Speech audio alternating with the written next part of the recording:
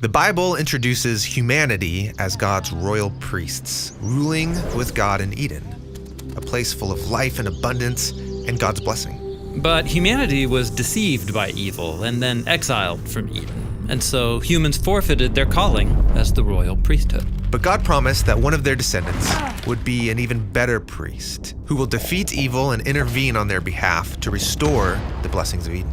This descendant would be a royal priest, like Melchizedek, that Abraham met in Jerusalem, and also like Moses and the priestly figure he saw on Mount Sinai.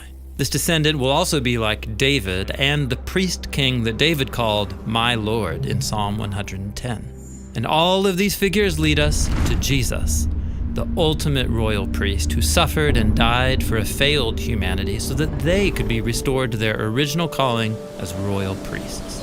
About a month after the resurrection of Jesus, his disciples see him ascend into the skies. Yeah, this was the fulfillment of Israel's hopes and of the story of Jesus. He was exalted into the heavenly temple of God's presence and installed there as the cosmic royal priest. Now, Jesus also told his followers to wait for God's presence to come and guide them into the future. And so during Pentecost, a festival in Jerusalem, God's Spirit comes down on them like they're each mini temples who are filled with God's presence. Mini temples? Yeah, just like God took up residence in the tabernacle and later the temple, now God dwells among the followers of Jesus, and their bodies are the temple. The Apostle Peter, who was there that day, later put it this way: "You all are living stones, built up as a spiritual house. You all are a royal priesthood."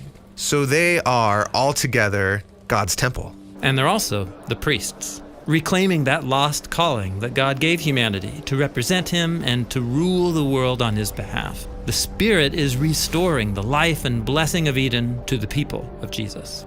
But these people aren't priests.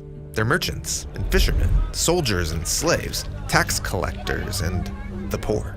They work in the world and not in temples. And yet, they talked and behaved as if they were priests. They believed Jesus was the cosmic royal priest, ruling all of heaven and earth as his temple, and they saw themselves as an extension of Jesus here on earth.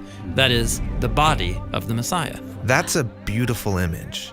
But what does it actually look like? Well, if you went to the temple in Jerusalem, you would hear the priestly choirs singing poetry that honored God and that told the story of his love. Music was a bridge between heaven and earth. Also, the followers of Jesus started writing and singing new songs about Jesus as part of their priestly calling. Right. Priests also surrendered everything over to God through their sacrifices. And so, followers of Jesus started giving themselves, their time, and their money and energy to serve those in need. And they said, these are the sacrifices that bring pleasure to God. Priests also intercede on behalf of others through blessings and prayers, advocating for the needs of everyone. Yeah, this is why the Apostle Paul called on the Christians living in Rome to all together offer their bodies as one single living sacrifice. A living sacrifice. Yeah, Jesus offered his life in the ultimate act of love. And so they too were to surrender themselves to each other and to those who needed their help. This is the royal priesthood, Jesus style. When people imitate Jesus, the royal priest, they become a new humanity, living in a way that reunites heaven and earth. Exactly. And now you can see how the whole Bible is one unified story about a royal priestly humanity that lost its way. But then how God promised to raise up a priest who would give his life to restore us. And then how the stories of Abraham and Moses and David all point forward to a promised priest king. And how this all led to Jesus, our great high priest, who suffered on our behalf to restore us to our calling. And so this is why, on the final pages of the Bible, there's a vision of a renewed and reunited heaven and earth with humans serving and ruling as God's royal priests forever.